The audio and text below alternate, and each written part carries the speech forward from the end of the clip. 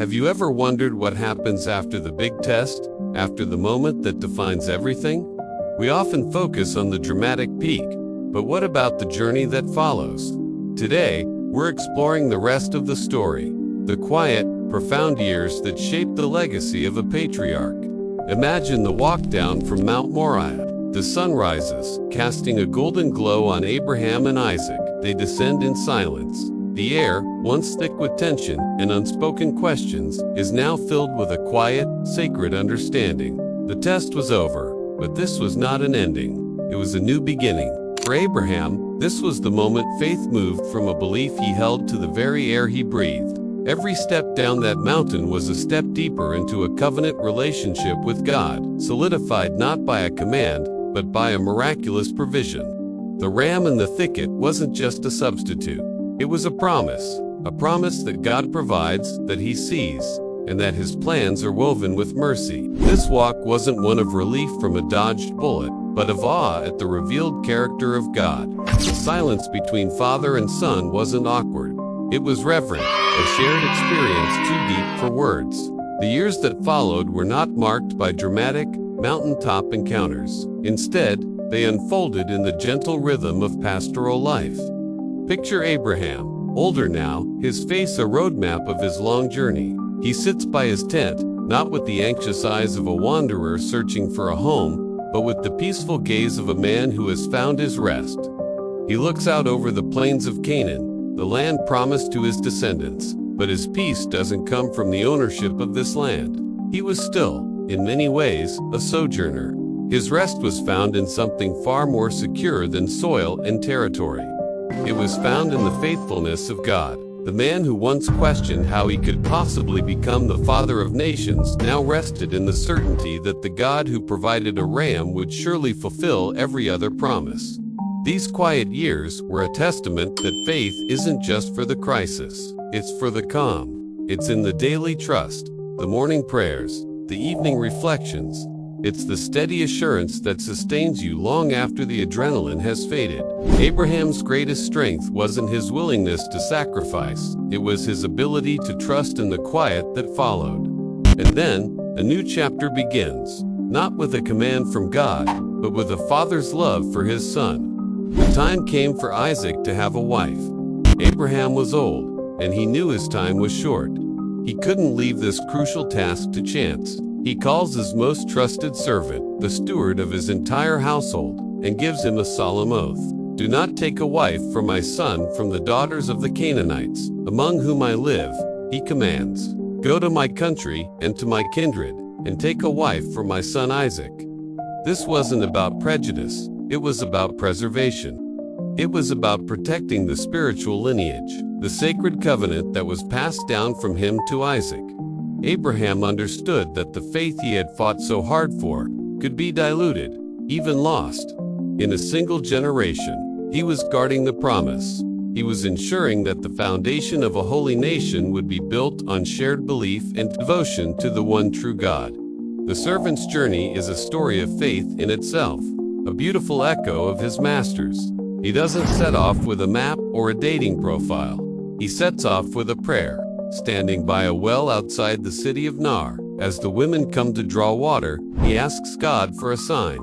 Let the young woman to whom I say, please let down your jar, that I may drink, and who shall say, drink and I will water your camels. Also, let her be the one whom you have appointed for your servant Isaac. It's a bold prayer, specific and audacious. He's not just asking for a drink of water. He's asking for a sign of a generous, servant-hearted spirit. And before he had even finished speaking, Rebekah appears. She is beautiful, and she does exactly as the servant had prayed. She offers him a drink and then, without hesitation, offers to draw water for all 10 of his camels. This wasn't a small task. A thirsty camel can drink over 20 gallons of water. This was an extraordinary act of kindness and hospitality, a clear and immediate answer to his prayer. God's providence was on full display. The servant, overwhelmed with gratitude, places a gold ring on her nose and bracelets on her arms. He worships God right there by the well, recognizing the divine hand that guided him. When he learns that Rebekah is from Abraham's own family, the granddaughter of his brother Nar. The confirmation is complete. The pieces of the divine puzzle fit together perfectly. He is welcomed into her family's home, where he tells the whole story: Abraham's charge, his journey, his prayer at the well, and the miraculous answer.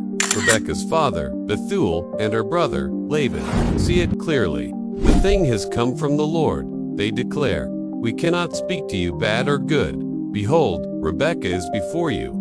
Take her and go, and let her be the wife of your master's son, as the Lord has spoken. There is no argument, no prolonged negotiation. When God's will is so evident, the only response is surrender. The next morning, the servant was eager to return. Rebekah's family asks for a delay, 10 days at least, to say their goodbyes, but the servant insists, "Do not delay me, since the Lord has prospered my way." They leave the final decision to Rebekah herself.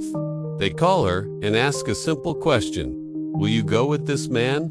Her answer is equally simple and powerful: "I will go." In that moment, Rebekah shows a faith that mirrors Abraham's. She is willing to leave her home, her family, and everything she has ever known, to travel to a foreign land and marry a man she has never met, all based on the story of a divine appointment.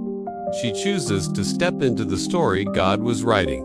Her yes was not just to the servant, but to God's unfolding plan. And so, we see the torch being passed. As Rebekah journeys toward her new life, Isaac is out in the field, meditating at evening. He looks up and sees the camels approaching. At the same time, Rebekah looks up and sees Isaac. She dismounts, covers herself with a veil, and waits.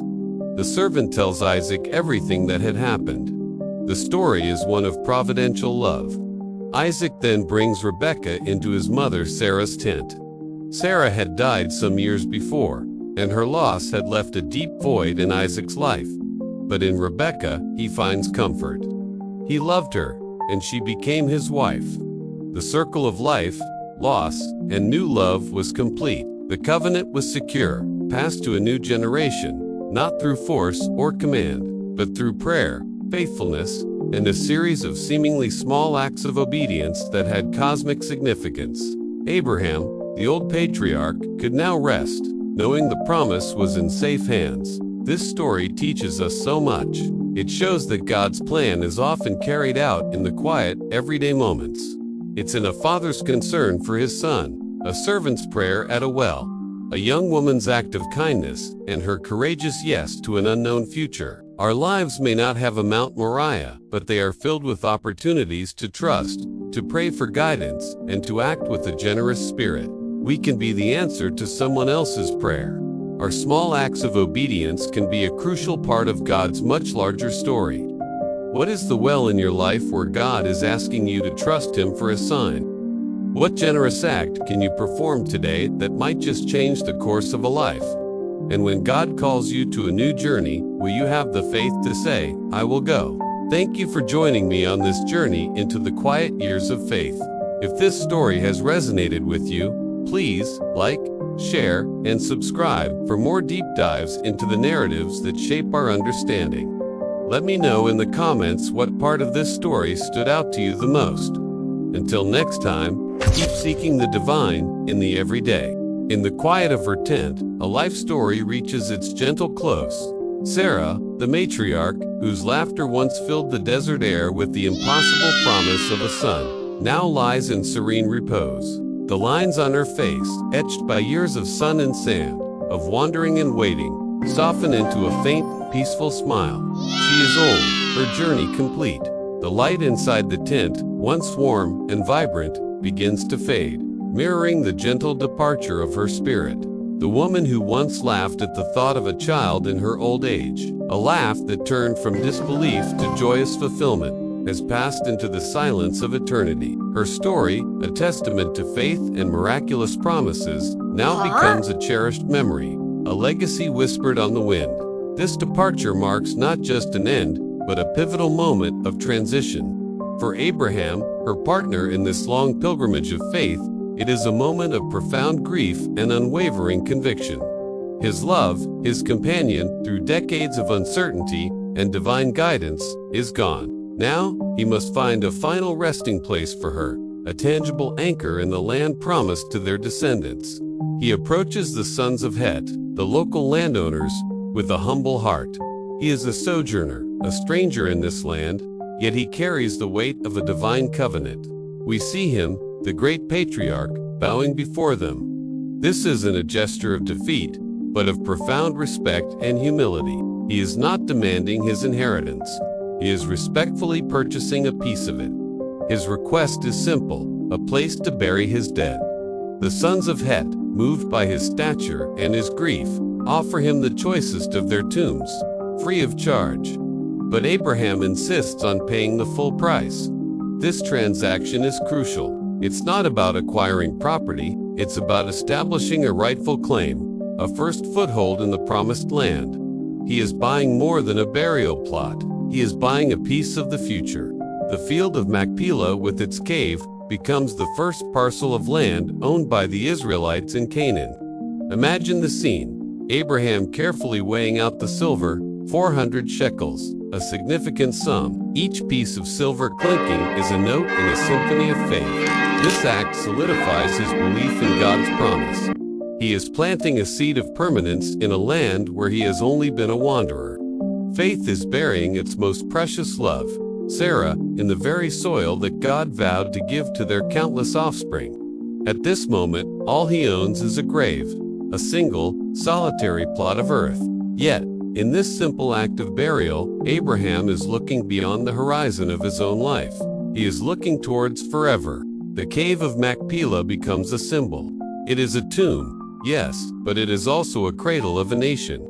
It is a testament that even in the face of death and loss, faith holds on to the promise of a future. Abraham isn't just burying his wife. He is affirming his belief that this land will one day be filled with their children, as numerous as the stars in the sky.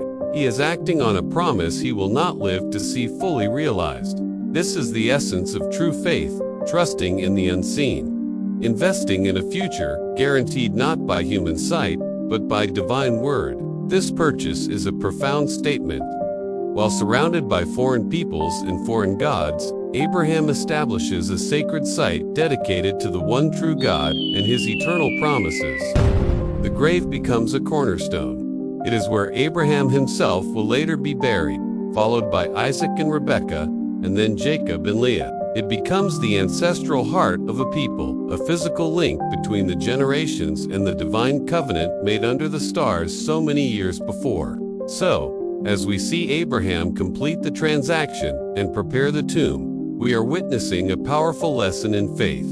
It's a faith that is practical, that takes action in the real world. It's a faith that honors the past and invests in the future. It is a faith that finds hope in a tomb and sees a kingdom in a single field. Abraham, standing before the sons of Het, is not just a grieving husband. He is a visionary, a founding father, securing the first piece of a divine inheritance, proving that even when all you possess is a grave, faith in God's promise means you possess everything. The story of Machpelah teaches us that our acts of faith, no matter how small they seem, can have eternal significance. Abraham's purchase was a quiet, legal transaction, but it echoed with the power of a divine decree. It was a declaration that God's word is sure, and that even in our moments of deepest sorrow, we can act with hope, building on a foundation that will last forever. The promised land was still a distant dream, but in that cave, it began to take root in the soil of reality. And so, the quiet field near Hebron becomes more than just a burial ground. It becomes a landmark of legacy, a place where grief and hope intersect. It stands as a silent, enduring monument to a man who owned only a grave, yet believed in a promise as vast as the heavens. It reminds us that our journey of faith is often walked one step at a time, one act of obedience at a time, trusting that each step, no matter how sorrowful, leads us closer to the fulfillment of God's incredible plan. Sarah's laughter may have faded into silence, but in this sacred ground, the promise she carried blossoms into an eternal hope for generations to come. Thank you for watching. If this story moved you, please like, share, and subscribe for more journeys into the heart of faith. Have you ever wondered what true faith looks like when you're old and tired, when you can't make the journey yourself. Today, we're diving deep into one of the most touching stories of faith, family, and divine guidance in the entire Bible. It's a story that begins not with a grand battle or a dramatic prophecy, but with a quiet, heartfelt request from an old man to his most trusted servant. This is the story of Abraham's prayer for a bride for his son, Isaac. Imagine this. Abraham, a man who has walked with God, seen miracles, and built a nation from a single promise, is now nearing the end of his days. His body is frail, his steps are slow, but his faith is as strong as ever. He knows his time is short, and there rests one crucial piece of his legacy that needs to be secured. A wife for his son, Isaac, but not just any wife. This decision would shape the future of God's chosen people. So, he calls for his chief servant, the man who manages his entire household, his most loyal and steadfast companion. The scene is intimate, steeped in ancient tradition. Abraham tells him, "Put your hand under my thigh." This isn't some strange, random gesture. It was the most solemn oath a person could make in that culture. By placing his hand there, the servant was swearing on Abraham's very descendants, on the future of the lineage he was being sent to protect. It was an unbreakable vow, a sacred promise between master and servant, witnessed by God himself. And what was this oath? Abraham's instruction was crystal clear. "Do not take a wife for my son from the daughters of the Canaanites, in whose land I dwell." Why was this so important? The Canaanites were known for their idolatry, their worship of false gods, and their corrupt practices. Abraham knew that bringing a Canaanite woman into the family would be like planting a seed of spiritual poison. It could lead Isaac and all their future generations away from the one true God. This wasn't about prejudice. It was about spiritual purity. It was about preserving the holy covenant God had made with him. Instead, Abraham gives a different command. "Go to my country and to my kindred, and take a wife for my son Isaac." He wanted the servant to journey back to his homeland, to the land of his relatives in Mesopotamia. There, among his own people, who still held some knowledge of the true God, a suitable bride could be found. This was a mission of incredible importance, a journey of hundreds of miles through dangerous territory. The servant, ever practical, raises a valid concern. "What if the woman is not willing to follow me to this land? Should I then take your son back to the land from which you came?" It's a fair question. He's thinking through the logistics, the potential problems. He's committed to the oath, but he needs to understand the parameters. He's asking, what's plan B? Abraham's response is powerful and filled with unwavering faith. "See to it that you do not take my son back there." Taking Isaac back to Mesopotamia would be a reversal of God's call. God had called Abraham out of that land, promising him a new home, a new future. To go back would be to doubt God's promise. It would be a step backward in their journey of faith. Then comes the most beautiful part of their conversation, the heart of Abraham's faith. He says, "The Lord, the God of heaven, who took me from my father's house and from the land of my kindred, and who spoke to me and swore to me, 'To your offspring I will give this land. He will send his angel before you, and you shall take a wife for my son from there.'" Let that sink in. Abraham isn't just giving orders, he's making a declaration of faith. He's not relying on the servant's cleverness or his own strategic planning. He's banking everything on God's faithfulness. The same God who called him out of Ur, the same God who promised him descendants as numerous as the stars. That same God would now go before the servant and prepare the way. An angel would be his guide. This is what we call delegated faith. Abraham couldn't go himself, but he could send his servant, cloaked in his own faith and God's promise. He transfers his trust in God to the mission itself. The servant isn't just carrying supplies and gifts. He's carrying the weight and power of Abraham's lifelong relationship with God. And so, the servant, armed with this incredible promise, prepares for the journey. He takes 10 of his master's camels, sign of great wealth and status, and loads them with the finest gifts from Abraham's household. This wasn't a trip to be taken lightly. He was acting as an ambassador for one of the most powerful men in the region. The gifts were not a bribe, but a dowry. a testament to the worth of the bride he was seeking and the honor of the family she would be joining. Imagine the scene as the caravan sets out. A line of camels silhouetted against a blazing desert sunset, the rhythmic sound of hoofbeats on the sand, the vast, empty landscape stretching out before them. This journey was more than just a physical trek across the desert. It was a pilgrimage of faith. Every step the servant took was a step of obedience, not just to his earthly master, but to the divine plan set in motion generations before. The text on the screen in our visual story says it perfectly. Faith travels even through others when the master cannot go. Abraham's faith wasn't confined to his own body. It was an active, living force that could be passed on, that could empower someone else to accomplish God's will. It's a powerful reminder for us today. Sometimes, we can't do it all ourselves, but we can empower others, pray for them, and trust that God's presence will go with them. As the servant travels, he has a lot of time to think. He's heading towards the city of Nar in Mesopotamia. He's on a mission with incredibly high stakes and a very specific, almost impossible-sounding goal. How will he find the one right woman in a whole city? He doesn't have a picture, a name, or an address. All he has is a destination and a promise from God.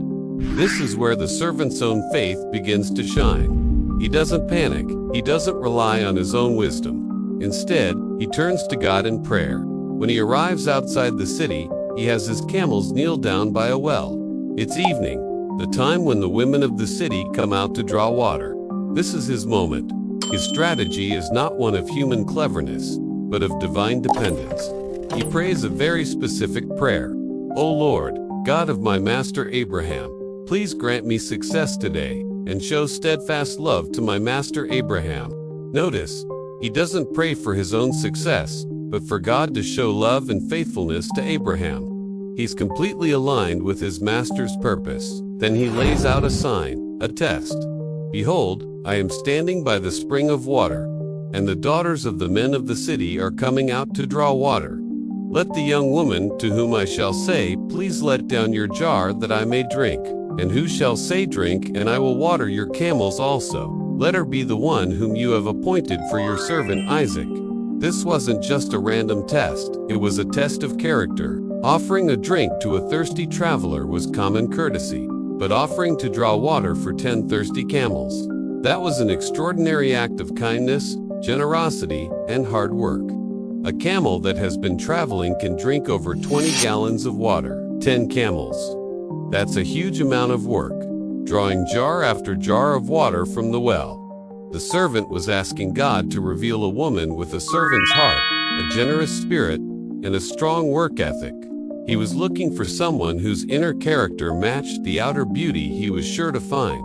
And what happens next is simply breathtaking. The Bible says, before he had finished speaking, a young woman named Rebekah came out. She was beautiful, a virgin, and she happened to be from Abraham's own family line, the granddaughter of his brother, Nar. The servant's prayer was being answered in real time, with details he couldn't have even known to ask for. He runs to meet her and says the exact words from his prayer. Please give me a little water from your jar to drink. And her response, it's exactly as he prayed. Drink, my lord. And then she adds, I will draw water for your camels also, until they have finished drinking. She doesn't hesitate. She quickly empties her jar into the trough and runs back to the well again and again, demonstrating the very character the servant had prayed to find. The man stood there, watching her in silent amazement. This was it. This was God's answer, unfolding right before his eyes. He wasn't just witnessing a kind act. He was witnessing the hand of God, orchestrating events down to the smallest detail. He was seeing the fulfillment of the promise made to Abraham under the desert stars. This story is so rich with lessons for us. It teaches us about the power of specific prayer, the importance of seeking godly character, and the incredible ways God guides us when we trust Him. Abraham's faith, the servant's obedience, and Rebekah's kindness all weave together into a beautiful tapestry of divine providence. It's a reminder that when we align our desires with God's will and step out in faith, He will meet us in ways more wonderful than we can imagine. Thanks so much for joining me on this journey into one of Scripture's greatest stories of faith and guidance. If this story touched you, make sure to hit that like button and subscribe for more deep dives into the Bible. I'd love to hear your thoughts in the comments below. What part of this story stands out most to you? Until next time, stay curious and keep seeking. Have you ever felt like you're searching for something, but you don't even know what it looks like? Imagine you're on a long, dusty road, far from home, with a mission that feels almost impossible. This isn't just a story from thousands of years ago. It's a story about faith, destiny, and the incredible ways the universe conspires to bring us exactly what we need, right when we need it. This is the story of a servant's prayer, a woman's kindness, and a well that connected to souls destined for each other. It's a tale that teaches us that sometimes the most important signs aren't loud and dramatic, but quiet and gentle, hidden in a simple act of generosity. Join me as we journey back in time to witness a moment where a single prayer set in motion a chain of events that would change the course of history. We'll explore the profound meaning behind the signs, the symbols, and the promises made at a simple well, and discover how this ancient narrative still speaks to our modern hearts, reminding us to look for the good in others and to trust the journey we're on. Our story begins with a faithful servant, sent by his master Abraham on the most crucial of missions, to find a wife for his son, Isaac. This wasn't just any arranged marriage. It was about preserving a lineage, a covenant, a promise made by God. The servant, whose name we don't even know, arrives in a distant land with 10 camels laden with treasures. He's a man of deep faith, and instead of relying on his own judgment, he turns to a higher power. He stops his camels by a well outside the city of Nar, just as evening approaches the time when women come out to draw water. This is a moment of pure vulnerability and trust. He doesn't go into the city to scout for eligible families or beautiful women. He stops at the heart of the community, the well, and he prays. His prayer is incredibly specific. He asks for a sign. Let it be that the young woman to whom I say, please, let down your jar that I may drink. And she says, drink, and I will also water your camels. Let her be the one you have appointed for your servant Isaac. Think about the weight of this moment. He's not just asking for a drink. He's asking for a sign of a generous giving heart. Watering 10 thirsty camels after a long journey is no small task. It requires effort, time, and an extraordinary level of kindness, especially for a stranger. This servant is looking beyond mere appearances. He is searching for character. He is asking God to reveal the inner beauty of the woman destined for Isaac. This is a powerful lesson for all of us. How often do we judge by what we see on the surface? The servant's prayer reminds us that true worth, true compatibility, lies in the qualities of the heart: generosity, compassion, and a willingness to go the extra mile. He is putting his complete trust in God to reveal the unseen qualities that truly matter. And what happens next is nothing short of miraculous. The story says that before he had even finished speaking, the answer to his prayer appeared right before his eyes. Suddenly, a young woman named Rebekah comes to the well.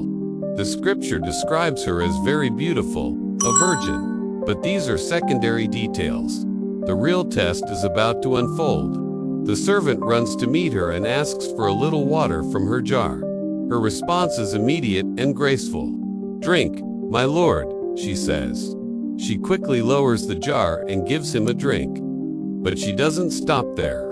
Just as the servant had prayed, she offers more.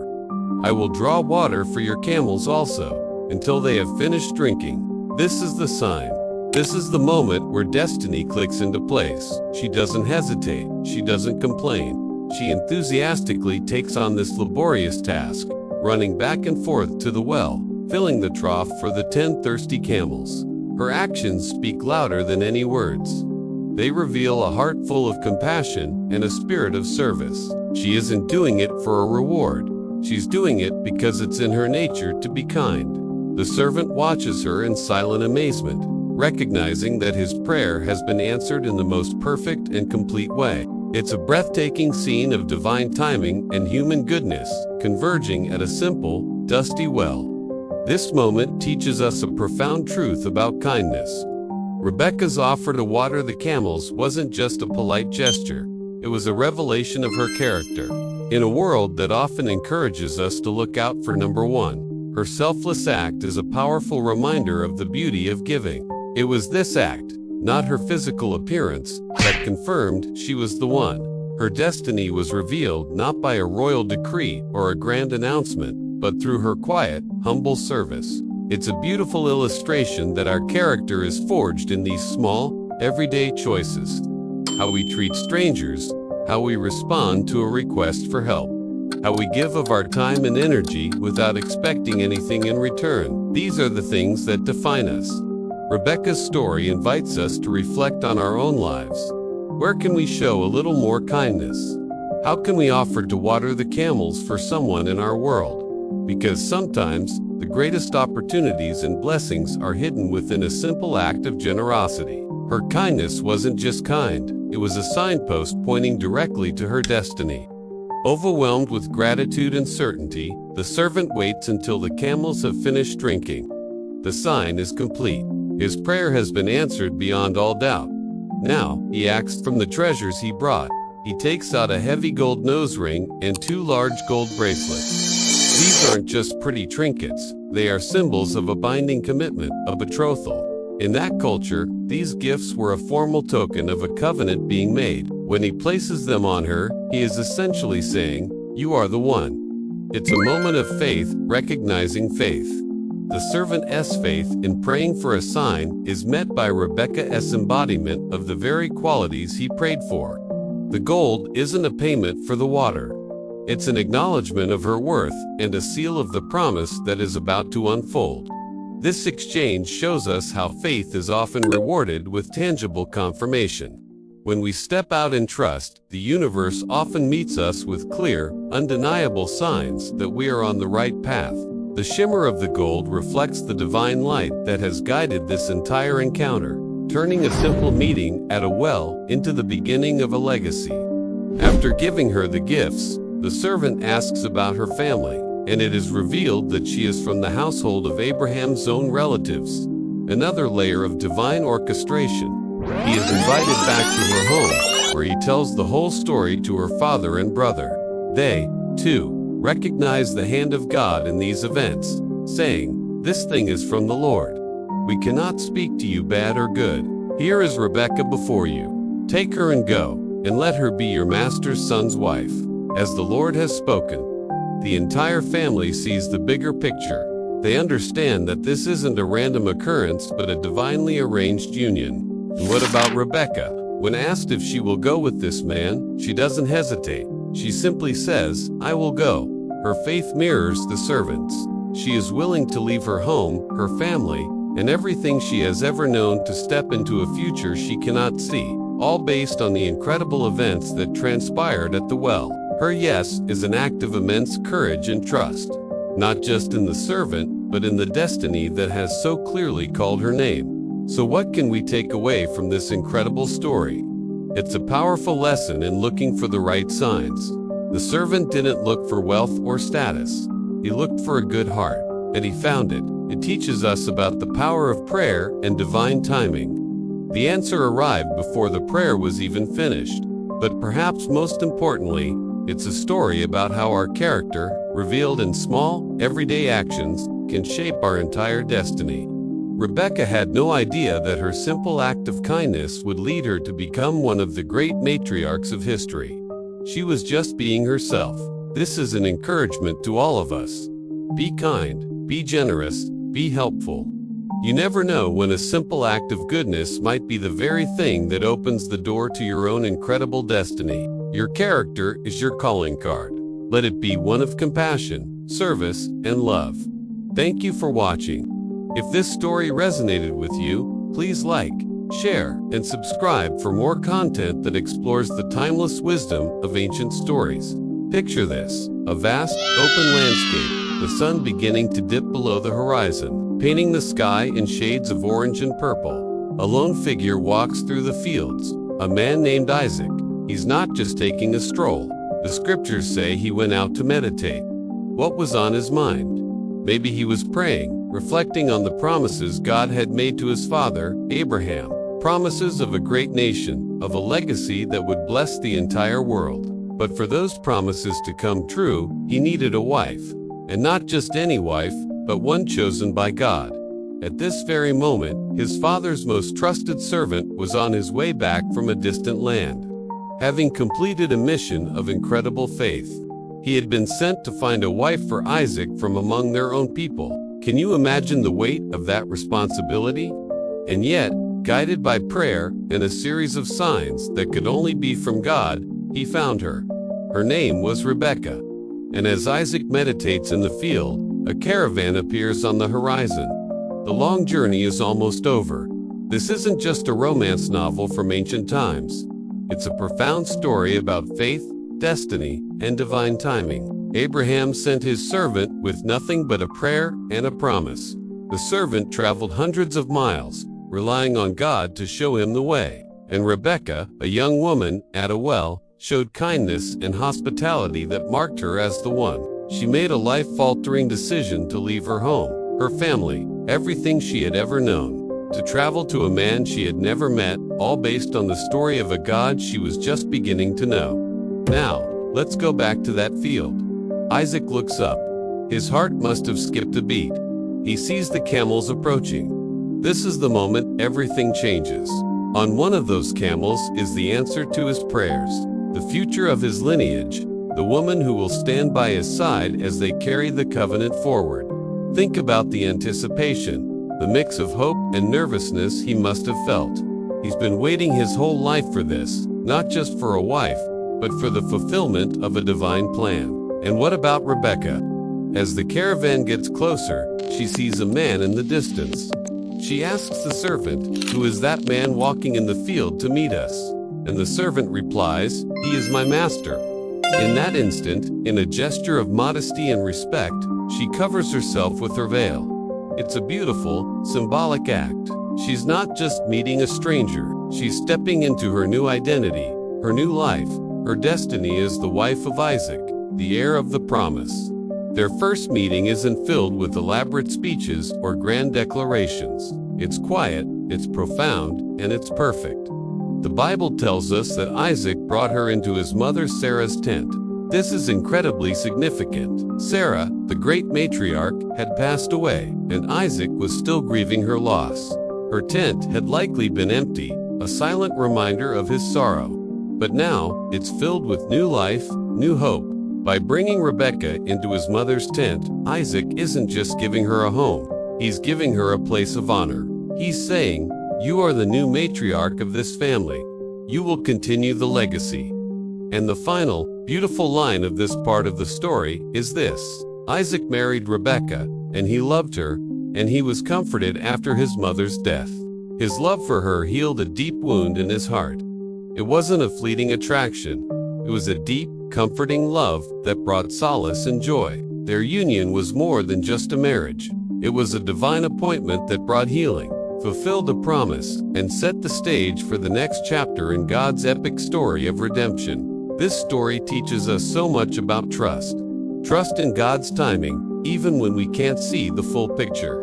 Abraham trusted, the servant trusted, Isaac trusted, and Rebekah trusted. Each person played their part, stepping out in faith, and God wove their individual acts of obedience into a beautiful tapestry of His divine will.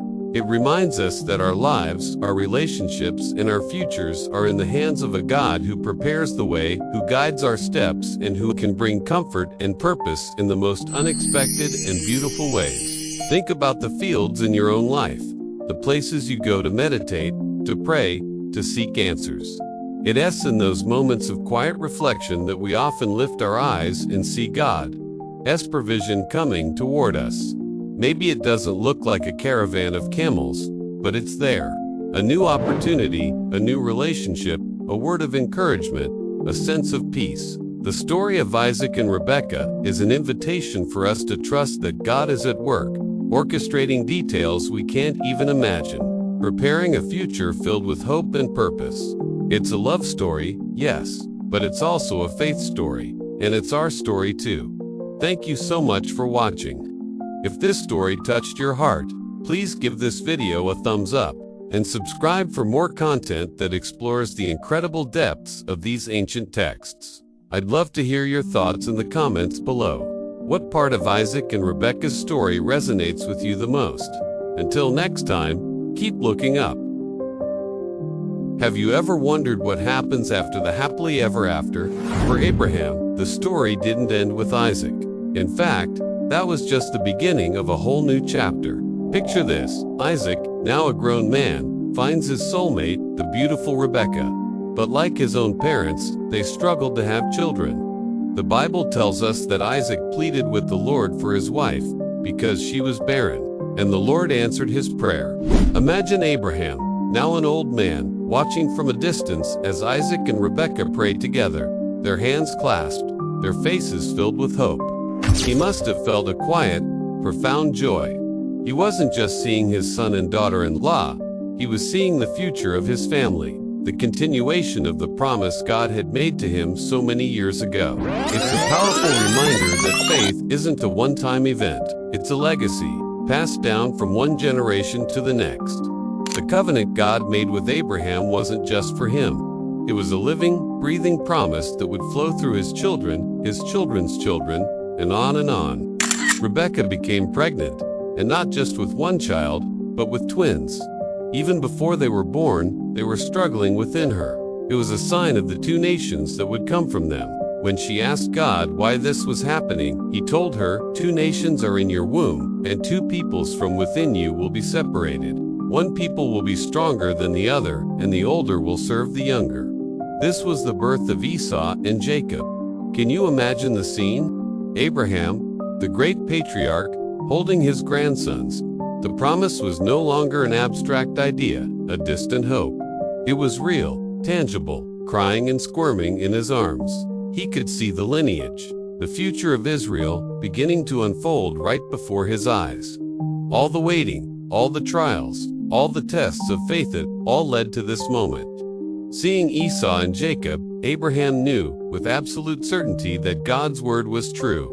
His legacy was secure, not because of his own strength, but because of God's unwavering faithfulness.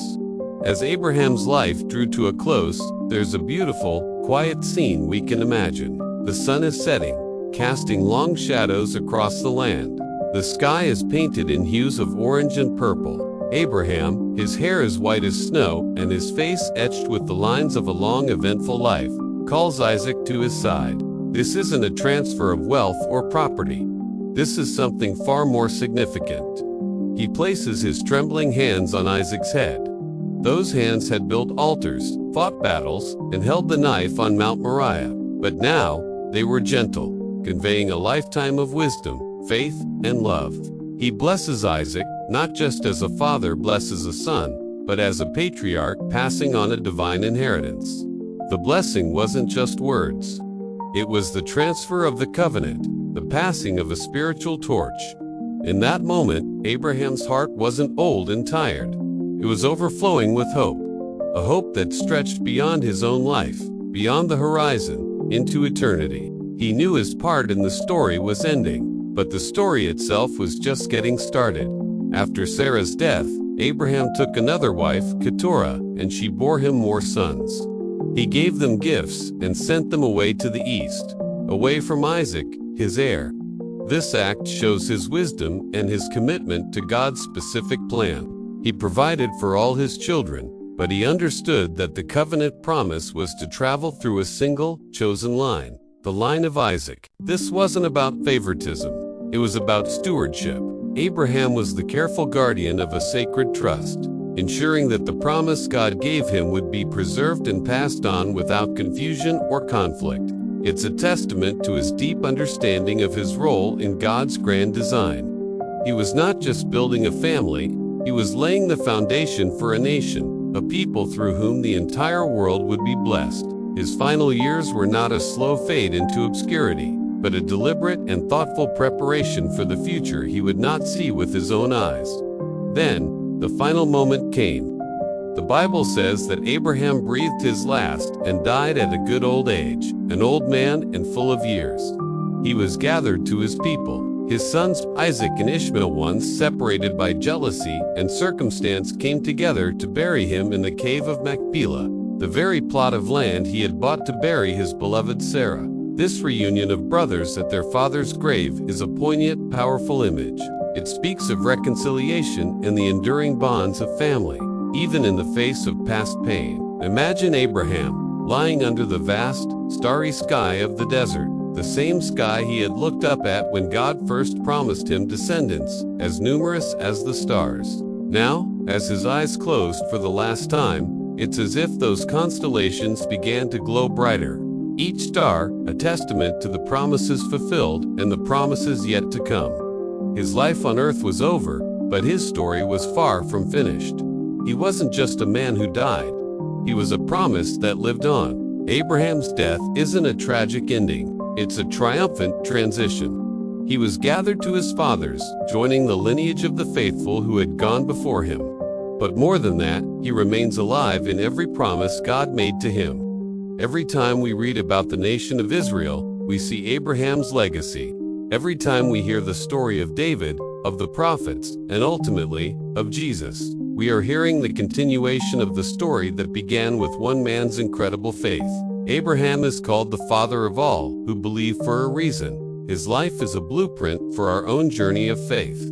It teaches us to trust God even when it makes no sense, to obey even when it's hard, and to hold on to hope even when we can't see the outcome. His story isn't just an ancient tale. It's an invitation to step out in faith, to believe in God's promises for our own lives, and to become part of a story that is much bigger than ourselves. Abraham's breath may have ceased, but the covenant he carried breathes on, alive and active in the world today. What can we learn from the end of Abraham's life?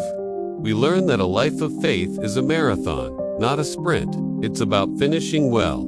We see that God is faithful not just for a moment, but through generations. The promises he makes, he keeps. We learn about the power of a blessing, the importance of passing on a spiritual heritage to those who come after us. And finally, we learn that death, for a believer, is not an end, but a homecoming. It's being gathered to your people. The story of Abraham is a powerful reminder that our lives have an eternal significance. The choices we make, the faith we hold, the love we share, it all ripples out into eternity. So as we close this chapter, let's carry the spirit of Abraham with us, a spirit of audacious faith, unwavering obedience, and a hope that is anchored in the eternal promises of God. Thank you for joining me on this journey through Abraham's incredible life.